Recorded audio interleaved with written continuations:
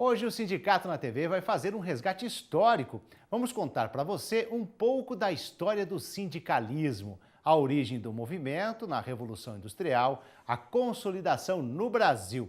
E quem vai contar tudo para você é o assessor sindical da CNA, Evandro de Deus. Muito bom dia, Evandro. Seja bem-vindo. Bom dia, Marcelo. Bom dia, os produtores rurais, presidente do sindicato. Agora, vamos começar então explicando o que é sindicalismo. Isso aí, Marcelo. A gente, para se identificar no meio do sindicalismo, da organização sindical, a gente precisa entender esse conceito inicial.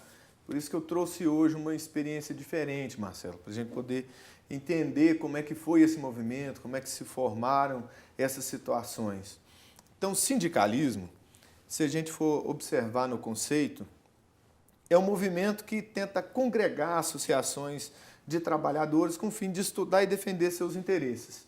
Então, o sindicalismo é aquilo, ele é um movimento associativista que se formou através dos sindicatos, e ele tem uma doutrina característica dele, que pretende fazer dessas associações profissionais do sindicato, ele é fundamento da organização econômica social.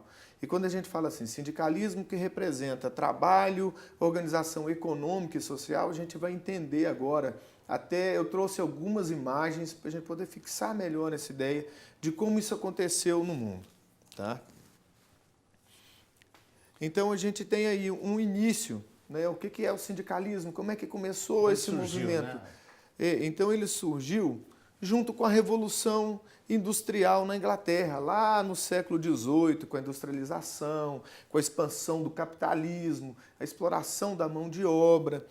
E esse crescimento, aquela explosão de desenvolvimento econômico, trouxe várias consequências, tanto para o meio dos trabalhadores como para o meio social. Né? Então, uma das consequências mais marcantes daquele século, eu até coloquei para vocês, foi a exploração da mão de obra. Então, as jornadas de trabalho duravam até 16 horas diárias. O trabalho infantil era muito explorado naquela época. E ocorreu também naquele período a evasão rural, né, e o êxodo rural que a gente coloca nessa situação. Então, aqui, Lara, tem uma das imagens que mostram a exploração e evolução industrial, e aí os parques industriais, o início das indústrias, linhas de montagem, né, e isso provocou também um grande atrativo. Então o povo saía do campo, ia para a cidade, e isso provocou uma aglomeração de pessoas muito grande, a expectativa de ter um ganho, um salário, só que para aquelas máquinas a vapor, a era do ferro, do metal, aquilo exigia uma exploração da força humana muito grande. A gente vê aqui as escavações do minério para tirar o carvão, para fazer o ferro, o minério de ferro, era tudo explorado manualmente. Então a condição humana também foi ficando degradada com isso. Então aí começaram os primeiros movimentos entre quem tinha o poder econômico e os trabalhadores. E como é que isso acontecia? O embate era meio que direto. Os trabalhadores iam direto no empregador ou no empresário, no industrial, para tentar fazer isso. E aí eles começaram a ver, a gente precisa se organizar. E começou a criar alguns grupos, algumas revoluções, alguns ideais do que seria a qualidade de vida. Então, nesse momento, eles entenderam que juntos, se eles se organizassem, eles teriam mais força. Agora, e no Brasil? Quando teve o início, então, o sindicalismo? No Brasil, a gente vê que depois que essa força ela se promove, e isso, na mudança da nossa Constituição na época, essas notícias vieram junto com a Revolução Francesa também, o Iluminismo veio trazer para o Brasil essa condição do formato de sindicato. Então, a primeira ideia que chegou no Brasil foi a ideia associativista. Criam-se associações e tal. Só que a gente viu que no Brasil também passou por um processo de industrialização e a exploração da mão de obra. Houve a mesma evasão da mão de obra rural. E aí, lá no final do século XIX, foi que começaram as primeiras relações de trabalho, meio que conturbadas. A legalização e tudo. Quando Getúlio Vargas pensou, vou industrializar o Brasil, vou trazer mais emprego, mais mão de obra, precisava dessa qualificação. E aí, o que aconteceu? essa evasão da mão de obra do campo, todo mundo tinha aquele atrativo pela cidade, as pessoas vinham. E aí, quando você aglomera pessoas na cidade, você tem que ter infraestrutura, você tem que ter educação, você tem que ter outras, né, serviço médico, são outros serviços que os centros urbanos, às vezes, não estavam nem preparados para isso. Daí a gente tem a explicação das megalópolis, das cidades, dessas metrópoles que foram se emendando com as periferias. Então, esse é mais um dos motivos do impacto social disso.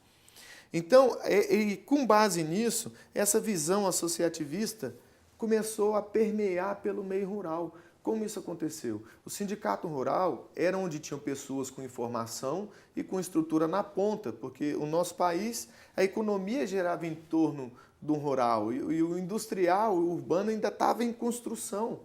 Então as pessoas tinham muito aquela cultura ruralista, estavam vindo para a cidade, então a gente precisava integrar isso. E como que a gente ia fazer? Como que se ia explorar essa mão de obra? Precisava se criar regras.